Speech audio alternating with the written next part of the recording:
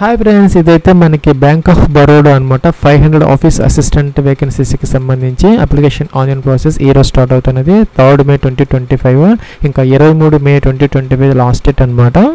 Friends, ఇదైతే మనకి official advertisement అనమాట. ఆంధ్రప్రదేశ్ తెలంగాణలో కూడా కొన్ని వేకెన్సీస్ అయితే మనకి ఉన్నాయన్నమాట. దీనికి లోకల్ లాంగ్వేజ్ ఏదైతే ఉందో మనకు తెలుగు ఉర్దూకి సంబంధించి మనకి రీడింగ్, రైటింగ్ అండ్ అండర్స్టాండింగ్ అయితే వచ్చి ఉండాలన్నమాట. ఇంకా ఏజ్కి సంబంధించి 18 నుంచి 26 ఇయర్స్ మధ్య ఉంటే కనుక మీరు దీనికి ఎలిజిబుల్ అయితే అవుతారు. 10th క్లాస్ అయితే పాస్ అయి ఉండాలన్నమాట. అలాగే లోకల్ లాంగ్వేజ్ తెలుగు అయితే కంపల్సరీగా అయితే వచ్చి ఉండాలన్నమాట. మనకు ఉర్దూ కూడా ఒక ఆప్షన్ అయితే ఇచ్చారు ఆంధ్ర తెలంగాణకి సంబంధించి.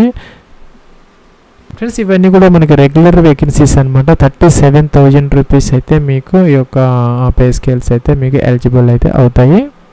ఫ్రెండ్స్, మనకి ఏజ్ రిలాక్సేషన్స్ అయితే అప్లికబుల్ అవుతాయి అనమాట. SC ST వాళ్ళు 5 years, OBC NC non creamy layer వాళ్ళకి 3 years, PWD క్యాండిడేట్స్కి, ఇంకా ఎక్స్ సర్వీస్ మ్యాన్ వీడియోస్కి వీళ్ళందరికీ కూడాను మనకి ఏజ్ రిలాక్సేషన్స్ అన్నీ అప్లికబుల్ అయితే అవుతాయి. నోటిఫికేషన్ అయితే చెక్ చేసుకోవచ్చు. ఫ్రెండ్స్, మనకి ఫీజు అయితే ఉన్నదనమాట. SC ST PWD ex service man అలాగే ఉమెన్ క్యాండిడేట్స్కి ఒక 100 రూపీస్ మాత్రం పే చేస్తే సరిపోతుంది అనమాట. ఇంకా మేల్ క్యాండిడేట్స్ ఎవరైతే ఉన్నారో UR OBC EWS ఒక 600 రూపీస్ అయితే మనం లాస్ట్ స్టెప్లో అప్లికేషన్లో అయితే మీరు ఫీజు పే చేసుకునే అవకాశం అయితే ఉంటుందన్నమాట. ఇంకా కూడా మనకి ఇక్కడ ఒక టెస్ట్ అయితే కండక్ట్ చేస్తారనమాట. ఒకే ఒక టెస్ట్ తర్వాత అయితే ప్లస్ మనం ఏపీ తెలంగాణలో ఎగ్జామ్ అయితే రాసుకోవచ్చు అనమాట. ఇక్కడ సెంటర్స్ అయితే ఉన్నాయి. మనం అప్లికేషన్ ఆన్లైన్ ప్రాసెస్లో చూజ్ చేసుకోవచ్చు అనమాట. ఇక్కడ మీరు గతంలో IBPSకి అప్లై చేసినప్పటికీ ఇక్కడ ఫ్రెష్గా అయితే మొదట రిజిస్టర్ అయితే అవ్వాలి. తర్వాత లాగిన్ అప్లికేషన్ ఫామ్ అయితే ఫిల్అవుట్ చేసుకోవాలి.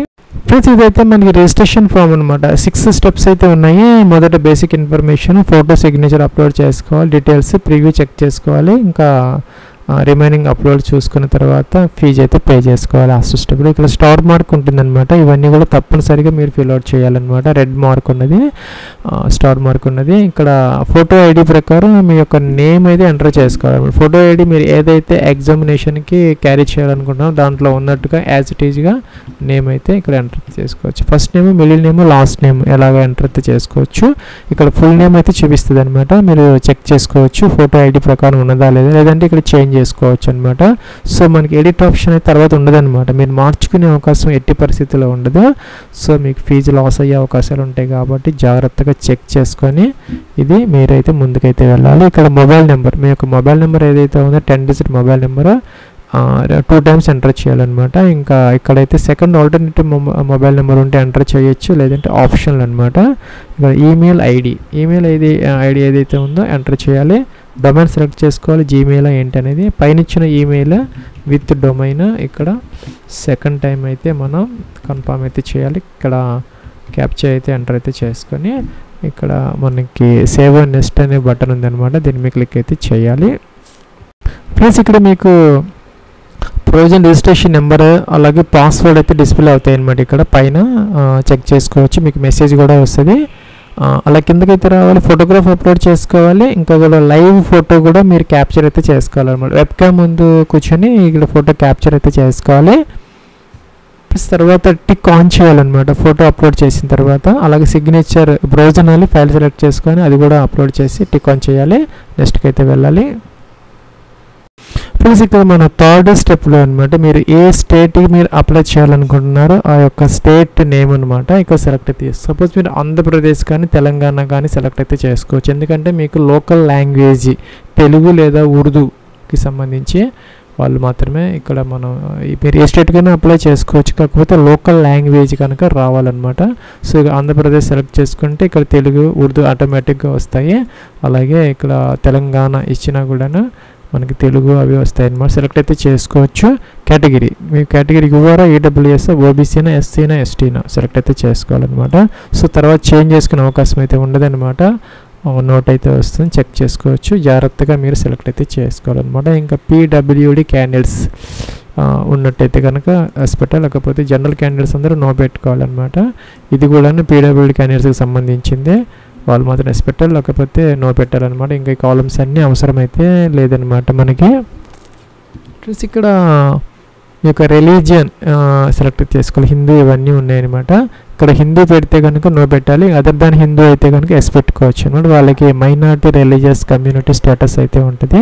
సో ఇక్కడ హిందూ పెడితే నో పెట్టాలి, అదర్స్ అయితే ఎస్ పెట్టుకోవాలన్నమాట. ఎక్స్ సర్వీస్మెన్ అయితే ఎస్ పెట్టాలి, లేకపోతే నో అనమాట. ఇంకా కూడా డిజబుల్డ్ ఎక్స్ సర్వీస్మెన్ ఎవరైనా ఉంటే వాళ్ళు మాత్రం ఎస్ పెట్టాలి, లేకపోతే నో అనమాట. ఇంకా డేట్ ఆఫ్ రిలీఫ్ ఇవన్నీ కూడా వాళ్ళు ఫిలప్ చేసుకోవాలి. ఇంకా మామూలు వాళ్ళకి ఇవన్నీ అవసరమైతే లేదనమాట. ఇంకా కూడాను ఇక్కడ ఎక్స్ సర్వీస్మెన్కి సంబంధించి వాళ్ళు ఎవరైనా department of servicemen killed in action వాళ్ళు ఉంటే ఎస్ పెట్టాలి, లేకపోతే నో అనమాట. జనరల్ క్యాండిడేట్స్ అందరూ కూడాను.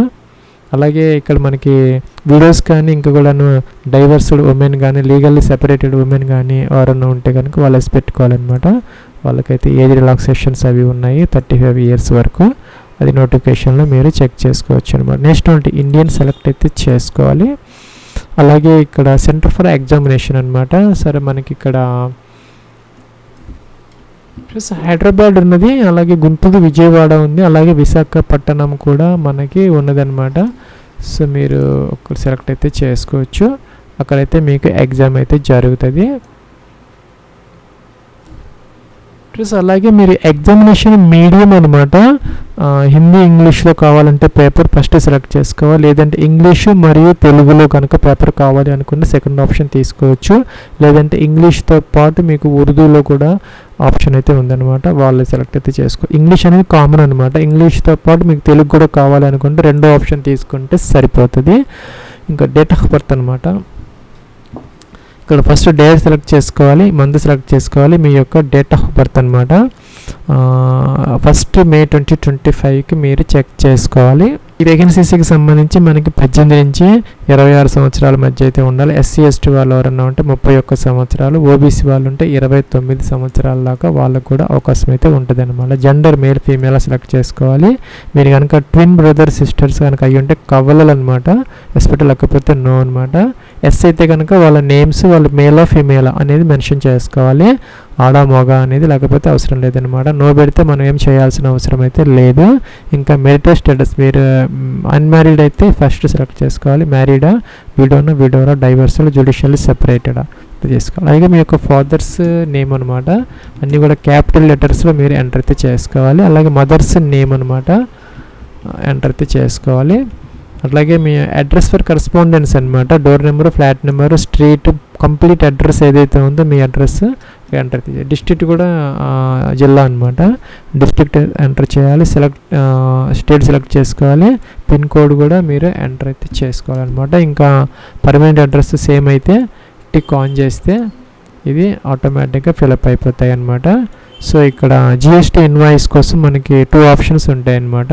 కరస్పాండెన్స్ అడ్రస్, పర్మనెంట్ అడ్రస్ ఏదైనా సెలెక్ట్ చేసుకోవచ్చు.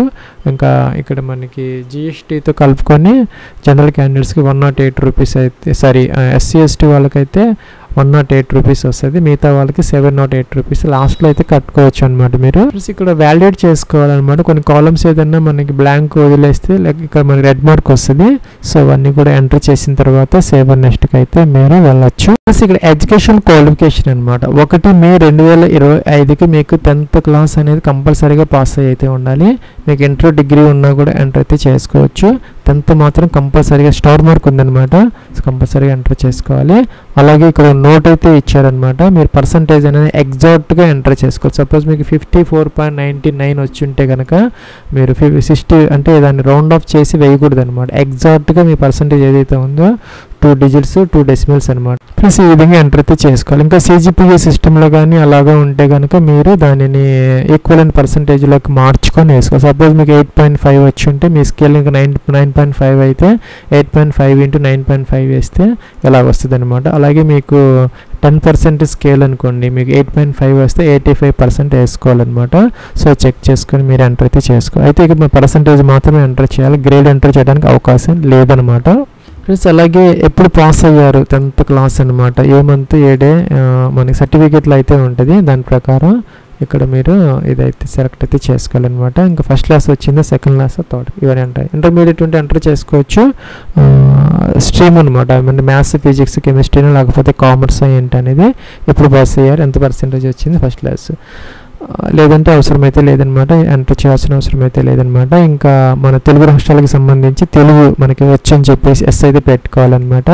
ఎక్స్పీరియన్స్ అనేది దీనికి అవసరమైతే లేదు, ఉంటే కనుక ఇక్కడ ఎంటర్ అయితే చేసుకోవచ్చు. కాలమ్స్ అనేవి జనరల్గా ఉంటాయి, మన అవసరం అయితే లేదనమాట, ఎంటర్ చేయాల్సిన అవసరం అయితే. ఇంకా ప్రీ ఎగ్జామ్ ట్రైనింగ్ అనేది SC ST OBC PWD క్యాండిడేట్స్కి ఇవ్వడం జరుగుతుంది. అంటే ఎగ్జామ్కి ఎలా ప్రిపేర్ అవ్వాలి, ఆ సిలబస్ గురించి మీకు కొంత ట్రైనింగ్ అయితే ఫ్రీగా అయితే ఇవ్వడం జరుగుతుంది అనమాట. SC ST OBC PWD వాళ్ళకి కావాలనుకుంటే ఎస్ పెట్టుకోవచ్చు, లేదంటే నో పెట్టుకోవచ్చు అనమాట, వాళ్ళ ఇష్టము.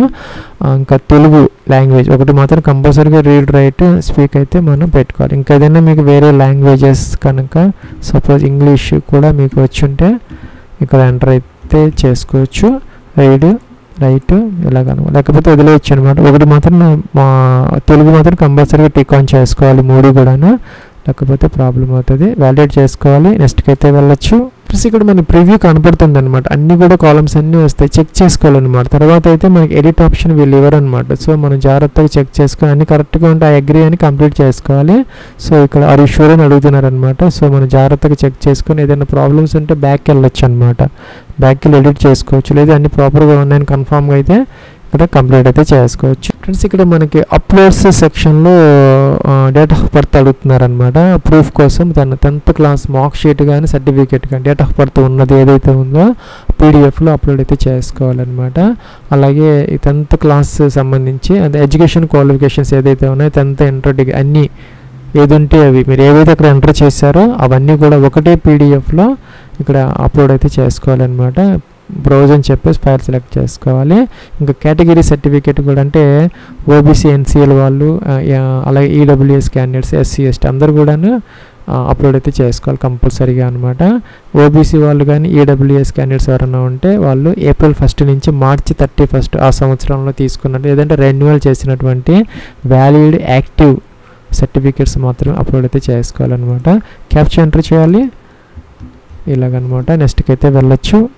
ఫ్రెండ్స్ ఇక్కడ ఫీజు అయితే పే చేసుకోవాలన్నమాట. క్యాప్చర్ ఎంటర్ చేయాలి, సబ్మిట్ అనాలి, ఓకే అనాలన్నమాట. ఇక్కడ మనకి పేమెంట్ గేట్వే ఆటోమేటిక్గా ఓపెన్ అయిపోతుంది. ఇంకా డెబిట్ కార్డ్ క్రెడిట్ కార్డ్స్ అన్నీ వస్తాయి అన్నమాట. UPI ద్వారా కూడా మీరు ఫీజు అయితే పే చేసుకోవచ్చు, ప్రాబ్లం అయితే లేదు. ప్లస్ మీ రిజిస్ట్రేషన్ నెంబర్ పాస్వర్డ్ మీకు మెసేజ్ వస్తుంది అనమాట, SMS ఎంటర్ చేసి క్యాప్చర్ ఎంటర్ చేసి లాగిన్ అప్లికేషన్ ఫామ్ అయితే ప్రింట్అవుట్ తీసుకోవచ్చు. దానికైతే మనకి 7th June 2025 వరకు అయితే టైం ఇవ్వడం జరిగింది. ఈ లోపల లాగిన్ అయ్యి మీరు అప్లికేషన్ ఫామ్ అయితే ప్రింట్ తీసుకోవచ్చు.